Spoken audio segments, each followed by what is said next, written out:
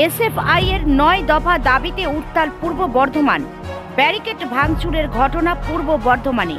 মঙ্গলবার ভারতের ছাত্র ফেডারেশন এসএফআই পূর্ব বর্ধমান জেলা শাখার পক্ষ থেকে জেলা শাসক অফিসে ৯ দফা দাবি নিয়ে ডেপুটেশন কর্মসূচি পালন করা হলে তা উত্তেজনা সৃষ্টি করে।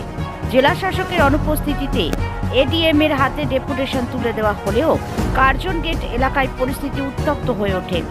এসএফআই এর কর্মী সমর্থকেরা বর্ধমান রেল স্টেশন থেকে মিছিল করে কার্জন গেটে এসে পৌঁছালে পুলিশের ব্যারিকেড ভেঙে ফেলে। পরবর্তীতে কয়েকজন প্রতিনিধিকে জেলা শাসকের দপ্তরে নিয়ে যাওয়া হলে তাদের দাবি নিয়ে কোনো সুনির্দিষ্ট আশ্বাস পাওয়া যায়নি।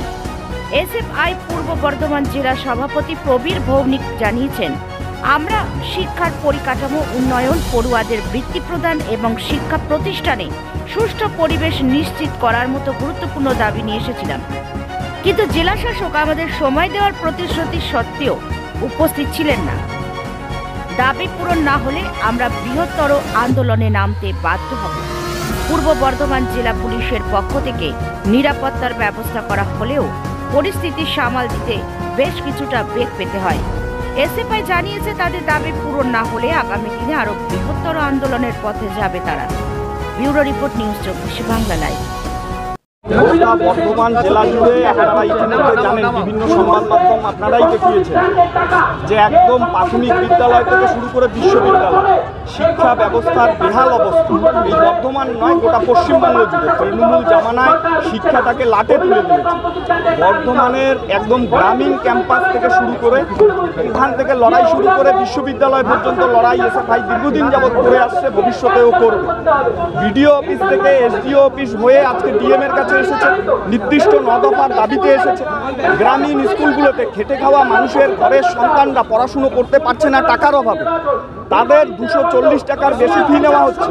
আজকে 7-8 বছর ধরে ছাত্র সংসদ নির্বাচন বন্ধ, কলেজগুলোতে গণতান্ত্রিক পরিবেশ নেই। এই গণতান্ত্রিক পরিবেশ না থাকার কারণে তিলোত্তমার মতো ঘটনা ঘটছে।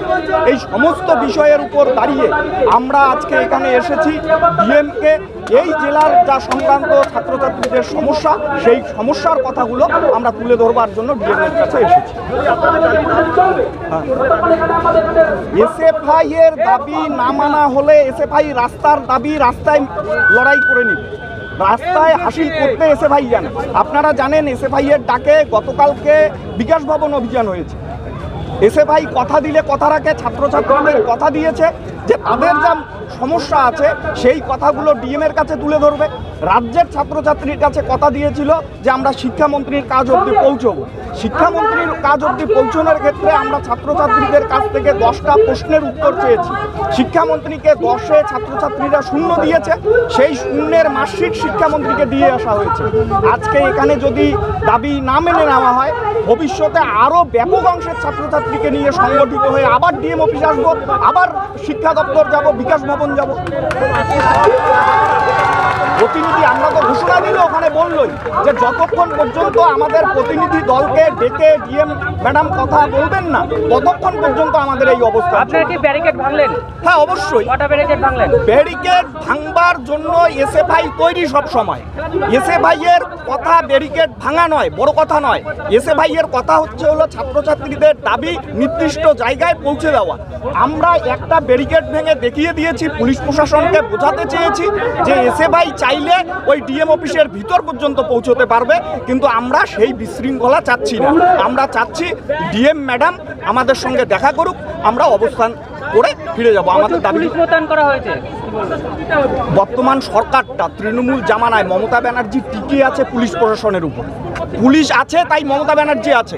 লাঠিধারী তৃণমূল, উর্দিধারী তৃণমূল, এরা এখানে যারা এসেছে তাদের প্রত্যেকের ব্যাগে খাতা কলম পাওয়া যাবে। বোমা বারুদের কোনো কারবার এখানে নেই, কিন্তু যে পরিস্থিতি তৈরি করেছে মনে হচ্ছে বড় কোনো উগ্রবাদীরা এসে হামলা চালাচ্ছে। কিন্তু যখন এ রাজ্যের বুকে তিলোত্তমাকে খুনের আসামিকে ধরতে ব্যর্থ হয়, তখন এসএফআইকে আটকাতে এই খাকি উর্দিধারী তৃণমূলটা সক্রিয় হয়ে ওঠে। এটা গোটা বাংলা জানে। আপনার নাম? প্রণয় কাজী, এসএফআই এর রাজ্যের সভাপতি। 240 টাকার বেশি স্কুলগুলোতে ফিস নেওয়া হচ্ছে এবং যে টাকাগুলো নেওয়া হচ্ছে সেগুলো যাচ্ছে কোথায়? এছাড়াও কলেজগুলোতে সংসদ নির্বাচন এতদিন ধরে হচ্ছে না কেন? কেন বন্ধ? এই সব নিয়ে আমাদের ডিএম অফিস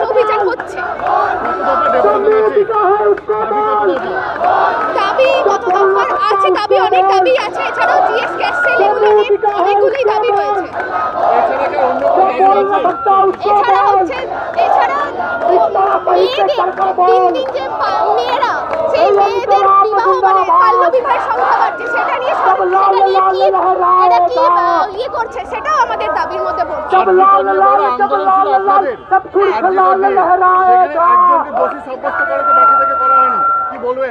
এদের কিছু বলার নেই, এটা তো পুরোপুরি বোঝা যাচ্ছে মোদি দিদির চক্রান্ত, এছাড়া আর কিছুই না। এতদিন ধরে এত মামলা চললে, এত কিছু হলো, আসল দোষীকে ধরা গেল না, একজনকে শিখণ্ডি খাড়া করা হলো এবং তাকেই দোষী হিসেবে সাব্যস্ত করা হলো। এটা বৃথা ব্যাপার।